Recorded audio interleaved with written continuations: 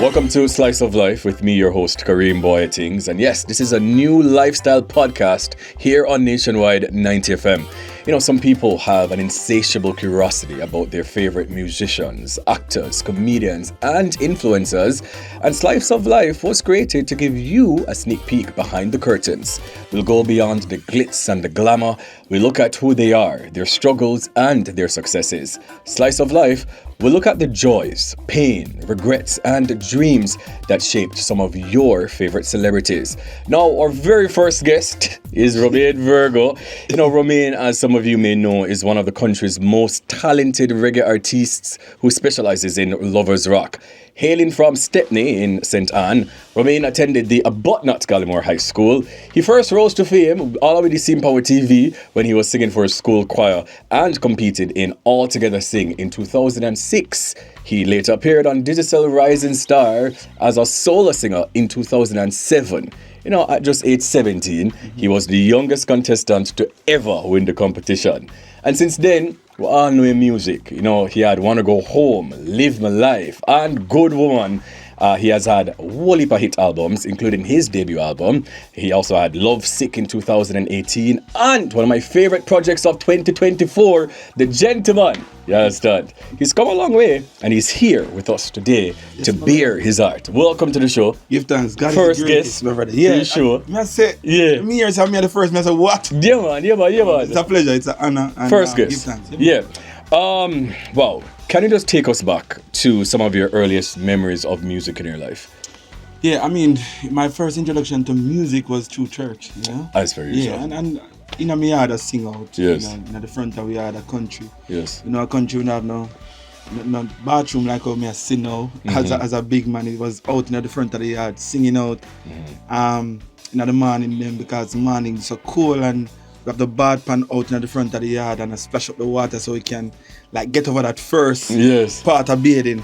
You know, so those are my first, you know, like memories. When everything about music, you know, where it come from is just singing in the front of my yard. And then in church, you know, I used to love, you know, after devotion, you know, like Sunday school, in the morning, we just go on the pulpit and just sing out in the church, because the church empty now, so the voice with the echo. Echo and the thing, and look at and I just started, you know.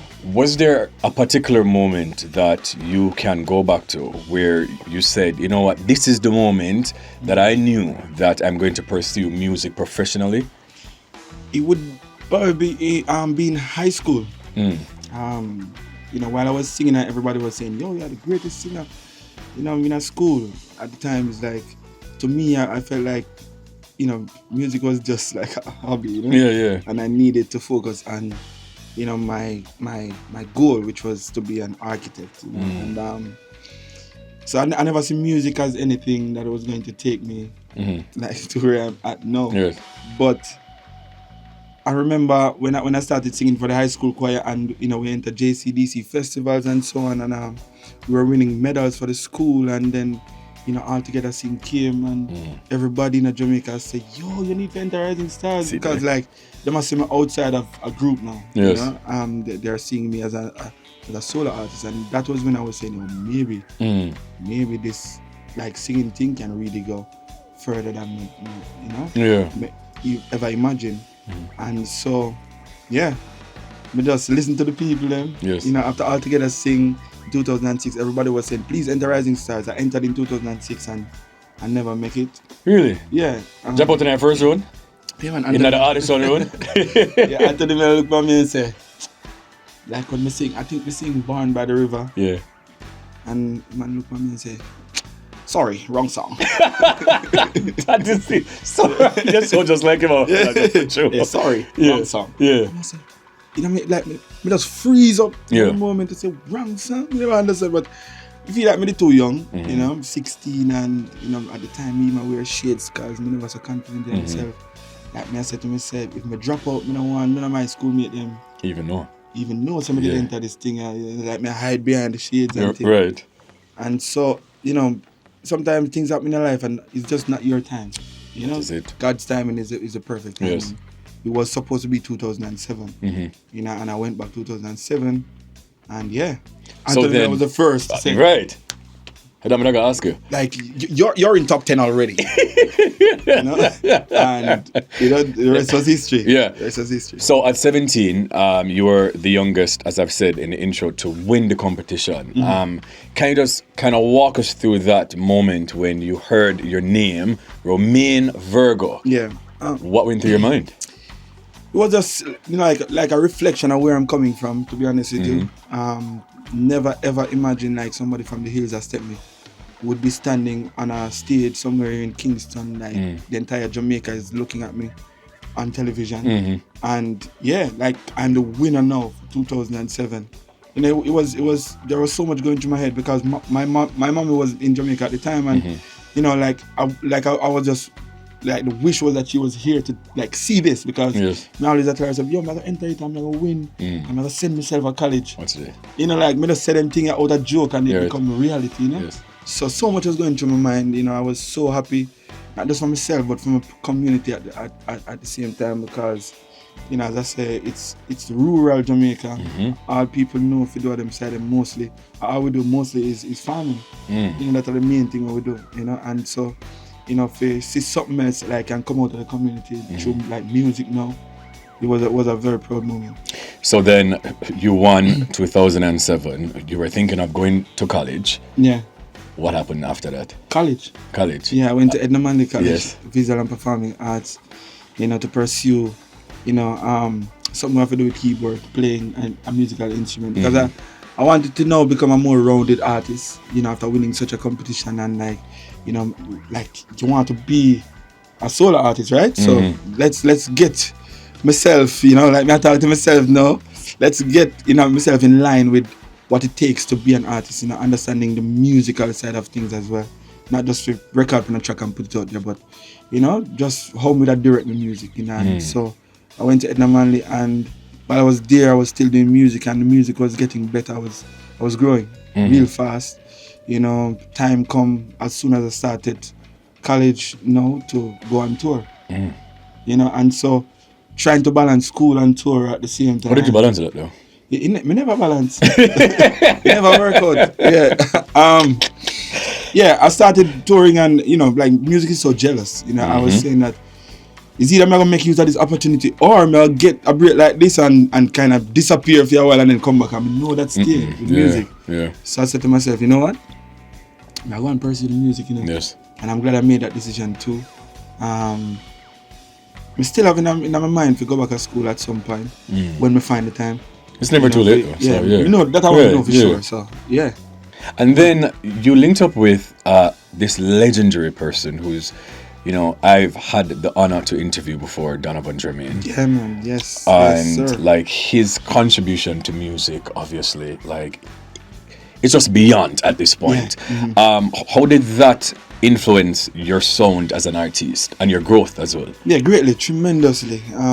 He is somebody who is like a father. You know, I'm glad to really get that opportunity for go around some big people as I start my career. Yeah. You know, cause you know you could be in this group where your peers, the same age group, and then nobody now have no control over what we sing, what we put out, and so it was good that somebody who understood, you know, where I want to go and where I needed to be at the time to get there. Right. You know, he understood that, and that's one of the greatest, you know, like, gifts I believe I could get that early in my career, if you have somebody like him to guide, you know, the direction I was going in. You know, so when I come to the studio, if something not right, me I sing some lyrics for I say, what that? No man, that should have go back again. You know, them telling me in the earlier days, me I travel from Stepney, come to Kingston every day, like 3.5 hours. Wow. Back and forth. You know, and so me couldn't mess up. Right. And every time I get a rhythm for go and go listen and write and come back, me have to make sure say it perfect. You know, so you know, he was so serious about me becoming an artist, where he buy me a songwriting book. It's called Songwriting for Dummies, and that helped me a lot, you know, in terms of writing and so on. So he invested a lot in me in the earlier days, you know, not just about music, but just helping me to develop as a man. You know, like to say, yo, you know, especially as a youth when I grew up, the father figure in the house like that. He was there as that for me in Kingston, and so it was good. It was good. It helped me in so many ways, and to date, like every time I go on stage, maybe 50-60% of the songs that I sing on stage are produced by Pento, by Donovan Jones. Right. So, yeah, As you talk about going on stage, right? And I've said this behind your back in front of your face. Yeah. When I interviewed you before, I love to see artists who they really take them craft seriously. You know, like being on a stage to perform. We don't really have much of that in Jamaica. Yeah. You know, I am a student of music. I love what, you know, you can do with your voices. But when you're on the stage to captivate an audience, and everybody have it. Yeah. But you have it. What do you do? Like, walk us through you getting booked for a stage show. What goes through your mind? Like, how do you prepare for these things? And how important is stagecraft for you? I mean, you know, in the earlier days, it was just, you know, I never know much about, you know, putting myself good. Like people, it's not just about the voice, but people want to look at you on stage and say, wow, yeah, me love him look, me love him come out, you know. And so, you know, over time, I learned that, you know, through having, you know, I mean, some people around me who really cared about that part of, you know, my growth as well. And so when we get booked for a show, the first thing, you know, more often know is the kind of setting. You know, if it is something that like, you know, it's a formal setting, it's a casual kind of look, you know, because you know, overdresser, you know, you know, underdress at the same time. That is true. You know, so these things come up, you know, so, you know, we get that out of the way first. You know, and then we think about the crowd. You know, so now we probably need to, you know, insert a few songs. If it's like a more mature crowd, we probably have to insert some songs where maybe me used to sing the Rising Stars alongside my songs. Or, you know, and you know, just to navigate through you know, whatever crowd is, you know. So there's a lot that comes with it, you know. You know, I perform with a band now. You know, from you know, 90% of the shows, 95% of the shows that you'll see me on, you know, and you know, when we come together to play, we want to touch the heartstring on people. You know, we want to make sure so when they get on stage, you know, the music first will draw people. You know, and then everything else that comes with it. You know, the way, you know, I look on stage, the way the girls and the band on stage with me look, you know, it looks so presentable that it captures the attention of people so much that they're glued to us on stage, like, whoa. It's an experience. Like an experience that I create. Because how everybody coordinate. And so it's a thing we take growth over the years. You know, I'm sure for those who have been watching me from day one would say, wow, yeah, I watch it from them time and how it look now for, you know, compared to then, you know, whole heap of growth. You know, and so it takes true. a lot of practice and so much, man. Whole heap of things. Whole heap of things. I must also, you know, applaud you and commend you on, you know, staying grounded.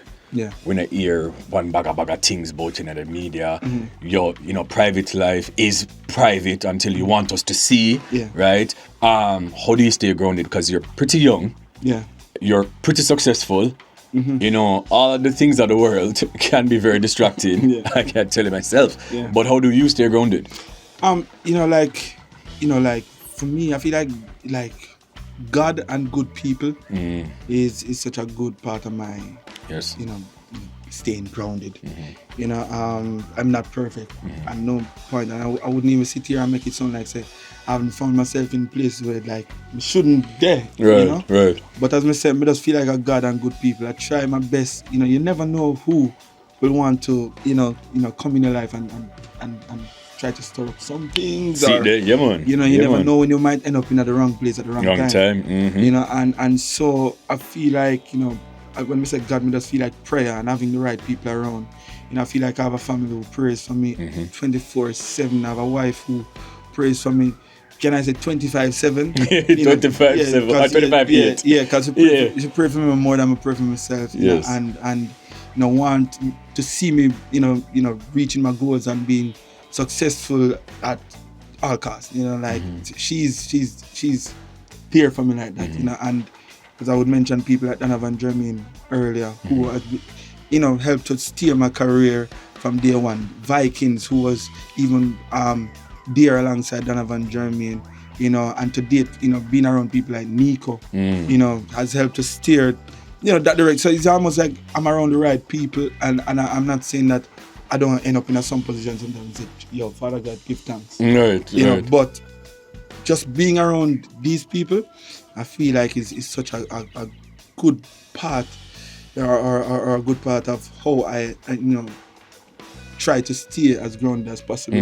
Because if I should step out of line, somebody's gonna say, yo, bro, no. Yeah, man, I just kind of draw you back in. Yeah, and I know yes man thing, like, oh yeah, all right, him say it, I'm name him, like, no. And that's very important, you know, like a lot of these young artists, that is what I think is going wrong, you know, having too much yes men, right? Like each and everyone I want to like need somebody or a couple of people who can, you know, if you're stepping out of line, kind of just say, yo. Without a doubt, man. We all need that, you know. Come like, down now. Yeah, man, if you don't have if you don't have that around you, like, believe me, you're going to be the man at all times, and every time we write. And every time I write as an artist, so me can feel something so strong about myself, like, yo, this me need for do, yes, me need for do.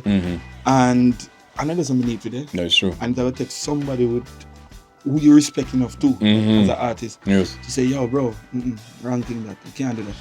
And it will take you to be, you know, humble enough to say, all right, I'm going to listen to him. That's and him say that, you know, say him not up for the foolishness of, and him say that, then listen to him. So, You actually spoke about your wife earlier. You are married with 3 children. Yeah, 3. How is that going for you? No, easy. No, easy.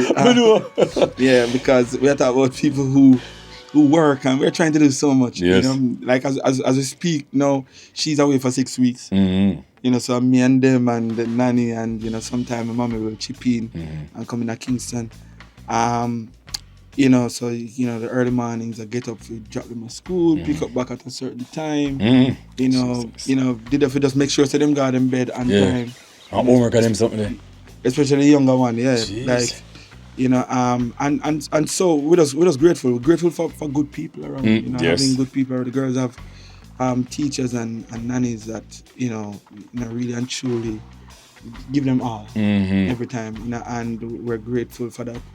And so so we survive. You know, myself and Liz. You know, sometimes I say, yo, you know, like. Don't find myself, you know. even though you know I'm one of the most beautiful, like the most beautiful thing, you know, like in a family, that's something we always want, you know. But it's not easy, you know. And as I said, with us trying to, you know, work, you know, and do everything at the same time, it's like double. Yeah. So we just have to just try to stay focused as we go along. Just do it for the Yeah, just do it. You know, we're not even think about it some of the time. Like when she left, she say, yo, Jano, yo, it was rough, and she think, you know, our mind all over the place, and they say, just don't think about it. We have to just take every day, like each day, like one step at a time, or a minute at a time. Then, if you want to look at it like that, because everything about 6 weeks straight, y'all go crazy. Yes. You know, so yeah, man. But so far, so good. You know, what are some things that if they're watching or viewers that just don't know about Romain Virgo, that your core fans may know, but that the general public don't know about Romain Virgo, the person? General public. But on YouTube, you know, so they might see so much. I mean, yeah, well, even though we don't show like much, but them see a lot. I don't know.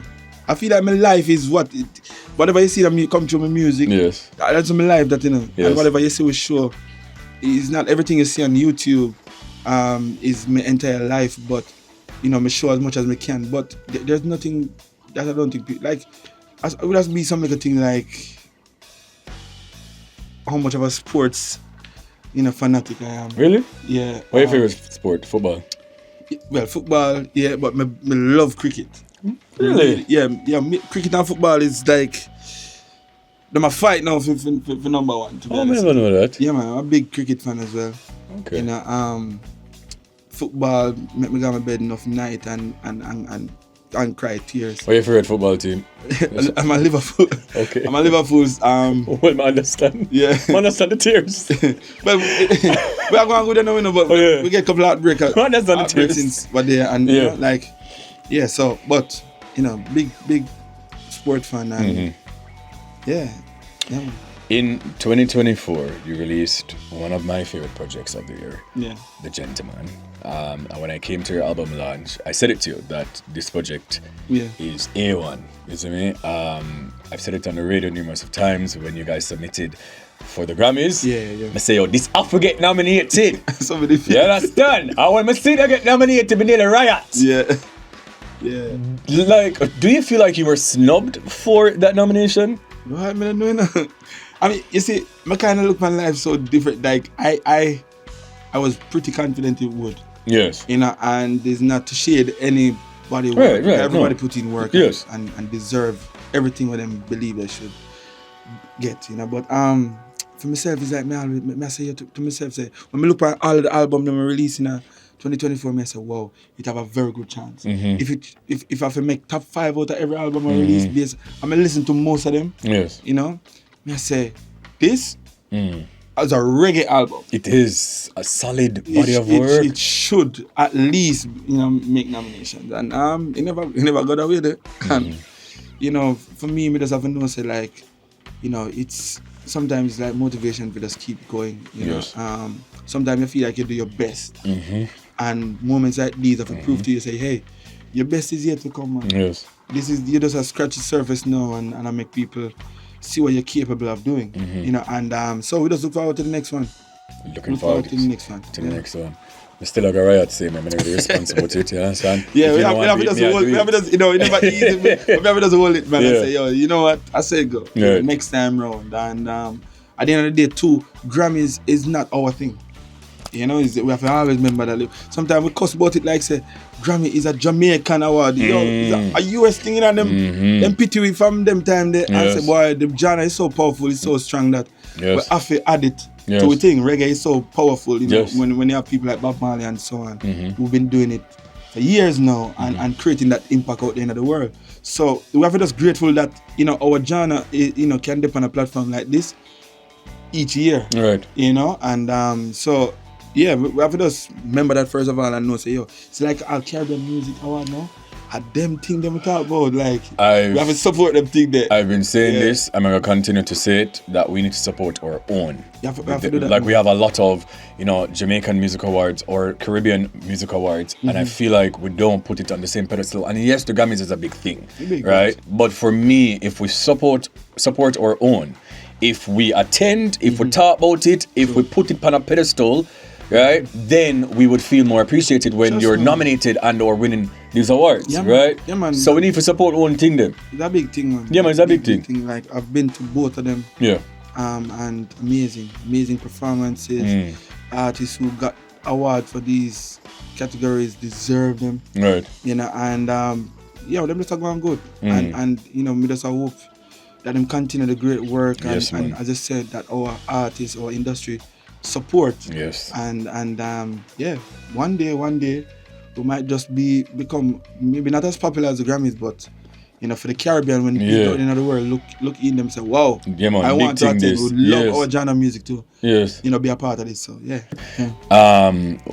What can we expect from you? A next album?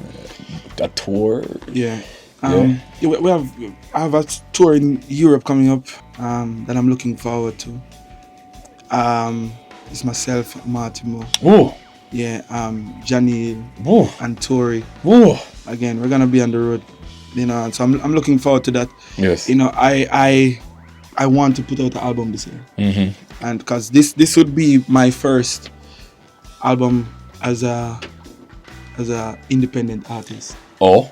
Yeah. Okay. Yeah, The Gentleman was my last album with my record label. Yes. Last one on the contract. And so, you know, it will be a new road for me. Right. You know, just to see what it feels like to do things by myself. Right. And not having a company around to you know, do all these things. But Yes. it's me and my team, you know, and so I'm looking forward to it. You know, I really and truly want to put out an album, and you know, I believe it will happen. Yes. You know. It shall happen indeed.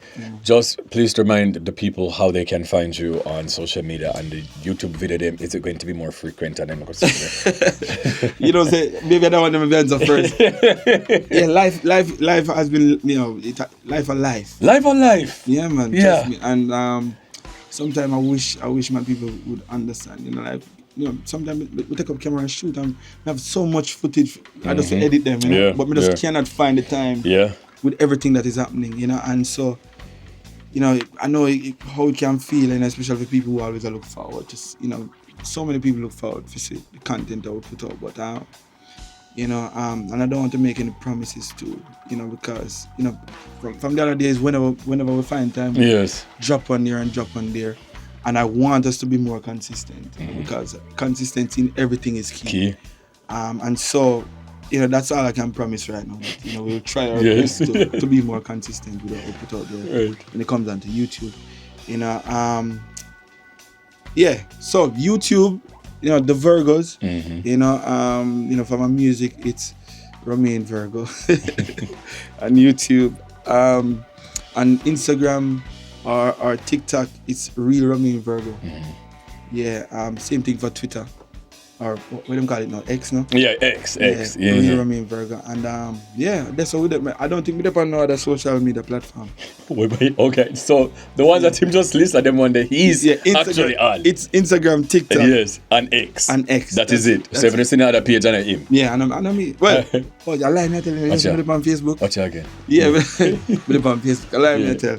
Yeah, on Facebook, it's oh go again, I remember. Yes. We'll find it and we'll put the links in the description. Blue tick side. So if you say a blue tick, then I'm in there. Yes. Alright, my boss. Thank you always, man. Respect. It's a pleasure talking to you and all these things. And there you have it, folks. This was the first episode of Nationwide 90 FM's newest podcast, Slice of Life. It's a big thing. Now, we want to hear from you, so make sure you go over to our YouTube channel at Nationwide 90 FM Live 2 and like, share, subscribe, and comment. You understand? Join us again next week for Slice of Life with Kareem Boateng. I just want to say thank you to our executive producers, Cliff Hughes, George Davis. Thank you to our producer, Dana Davey. Thank you to our technical supervisor, Jermaine King. Cameraman and all these things, big up yourself, Jamal Tucker. Once again, guys, Slice of Life with Kareem Boateng and Nationwide 90 FM. To be somebody was my heart's desire, so me never stop saying no prayer. No pain. Probably was the youth with the worst attire. Back in our school I sing pan choir. No pain. From the day my life began, and a little bit of tears run.